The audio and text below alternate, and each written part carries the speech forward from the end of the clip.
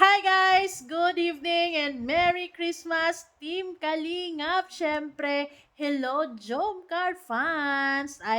Alam ko marami tayong nai-excite sa 100 episode ng Jomcar. Sana within this week ay mai-upload na rin ni Kalingap Ra. Balita ko ay mauna itong ma-upload kaysa anniversary ng EDSI. So, let's wait and see. So bago ang lahat, don't forget to support and subscribe Kuya Val Santos Matubang at na vlog Kalingap Rab at sa lahat ng Team Kalingap. Syempre guys, salamat sa support at pagmamahal nyo sa aming mga Kalingap reactors. First thing first, gusto kong i-congratulate ang dalawa dahil sa 2 taon mahigit nila dito sa Kalingap at grabe pa din ang suporta ng mga supporters ng Jomcar syempre. And yes, grabe ang tindi dahil yung 100 episode nila ay sa Vietnam pa ang kaganapan. Pak, grabe yung suporta ng mga sponsors, ng mga manonood sa Jomcar talaga. Congratulations, Papa Joms and Carla Bell. You deserve the support na nakamtan nyo kasi marami kayong napasaya. At syempre, tuloy-tuloy naman ang pagtulong ni Kalingap Jomar as charity vlogger.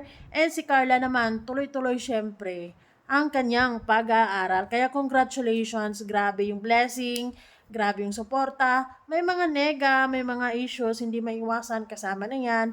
Pero mas marami pa rin ang positive.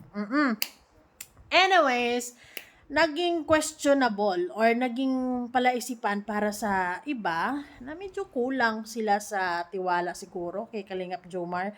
Actually, naawa ko kay Kalingap Jomar nung mga nakarang araw, yung mga first day, yung sila sa pagpunta nila sa Vietnam kasi 'di ba nahuli si Carla, gawa ng meron pang exam si Carla. And then si Kalingap Jomar talagang grabe, binash talaga mismo sa live niya. Pero alam ko naman si Kalingap Jomar naman kasi ang haba-haba ng pasensya niya sa mga bashers niya.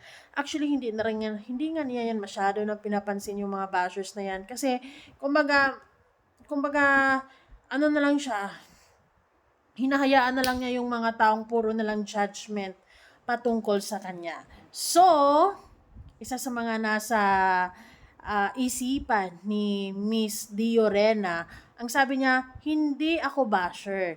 Napansin ko lang po yan sa Jomcar. Buti pa nga si Kalinga Prab at may FB post kay Ate Jack. Si Jomar at Carla pahirapan pa bago mag-post. Kailangan pa sabihan ng mga supporters. Ay, malay ka dyan, ate. Hindi na kailangan actually sabihan si Kalingap Jomar para lang i-post niya ang kanyang bebe. Ang isa sa rason, or ang rason talaga, ay si Kalingap Rab mismo ay merong mga rules na bawal nga i-flex or bawal nga mag-post ang mga leading man ng kanilang mga leading lady. So, yan ang rason kung bakit hindi na i-post ni Kalingap Jomar si Carla. At bakit ba? Paminsan-minsan nga lang si Kalingap Jomar di ba? Umaura, hayaan na natin. At saka syempre, para kumbaga yung excitement natin is ma-focus natin doon mismo sa vlog ni Kalinga Prab. Okay, Ate Diorina, kung sumusuporta ka talaga sa Jomcar, kung nagtiwala ka kay Kalingap Jomar, magtiwala ka ng buo. 'Di ba? Ibigay mo yung 100% mo, take the risk sa mga loadie natin kasi naging totoo naman sila sa mga fans nila na, ayun, magjowa na nga sila. Ano pa ba? Ano pa bang kulang? Ano pa bang iniintay nyo? Ano pa bang pinagdududahan nyo? 'Di ba? Sweet naman sila. So, syempre, account yun ni Kalingap Jomar. Paminsan-minsan naman, hayaan din naman natin siyang mag-flex ng siya lang. Wala namang problema yan. Hindi yan kabawasan ng kanyang pagmamahal kay Carla kahit hindi niya na po sa araw na yon. Okay?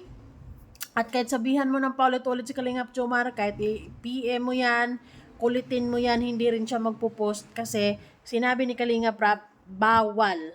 Okay? So, that's the answer sa mga iniisip nyo na kung bakit hindi nagpo-post si Kalingap Jomar ng picture nila kay Carla, and then, wag niyong ikumpara si Kalingap Rab at saka si Ate Jack. Mag-asawa yung dalawa, at saka, wala namang serye yung dalawa. Tsaka, walang bossing or walang nag-handle sa dalawa, di ba? So, si Kalingap Jomar at saka si Carla, syempre, under Kalingap yan, and then may mga rules silang mga sinusunod. Kaya kalma lang. 'Di ba? Dapat ano lang tayo, tiwala lang, chill lang. Ay, ano kayo? Parang yung ibang mga fans kulang sa tiwala 'Di ba? Yung ano lang, yung laging nagdududa kay Kalingap Jomar. Talaga bang nagmamahal or sumusuporta kayo sa Jomcar? Kasi bakit palaging may duda, laging may kulang? Ano lang, go with the flow lang, 'di ba? Matuto tayong kumalma. At hindi yung basta ano na lang kung ano-anong sinasabi natin kay Kalingap Jomar, kay Syo ganito, kay Syo ganyan. And then sa huli ay namali ka. Na pinagdudahan mo na si Kalingap Jomar at kung ano-ano ng mga nasa isip mo, mga sinasabi mo sa kanya, pangit, masasakit na salita, pero mali pala yung nasa isip mo. Lagi mo kasing iniisip, lagi nyo kasing iniisip yung iba na kisyo ganito, ganyan, kulang si ganito.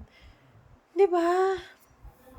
Anyway, sabi ko nga, maging realistic naman tayo as a fan. Maging realistic naman tayo sa mga yung kung anong ginawa nila, kung anong nandyan, yun lang yung sa atin. 'Di ba? Hindi na tayo mag-demand pa kasi sa totoo lang sa 2026, sabi ni Kalinga Prab, mas marami pang magiging rules.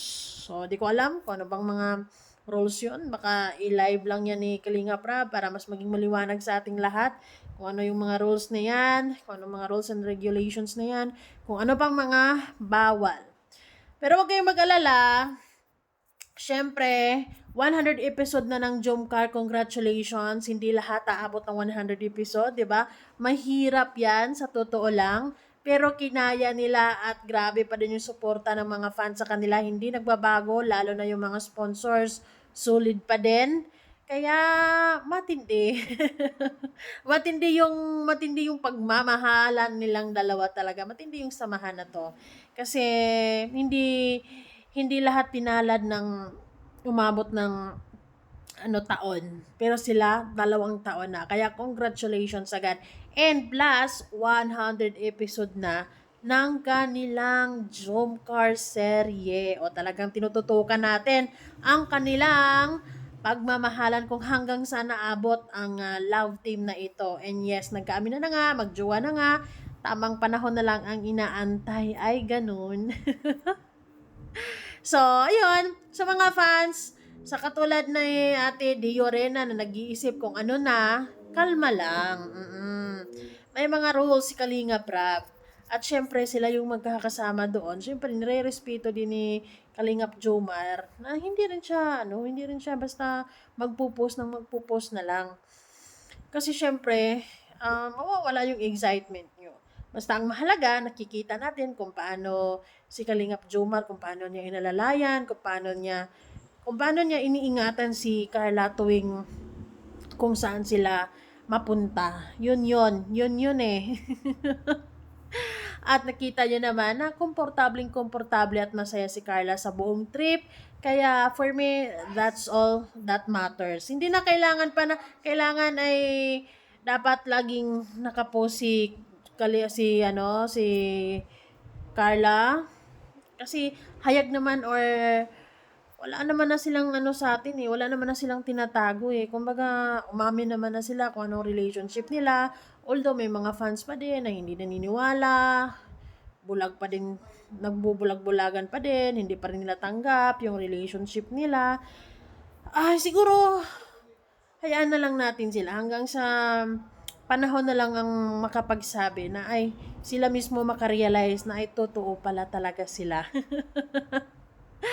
Okay, so Jomcar is happy and yun ang mahalaga na masaya sila sa piling ng isa't isa, inalagaan nila yung isa't isa, iniingatan nila yung isa't isa, and focus sila sa goal, focus sila sa mga pangarap nila, lalo na si Carla sa kanyang pag-aaral. That's all that matters.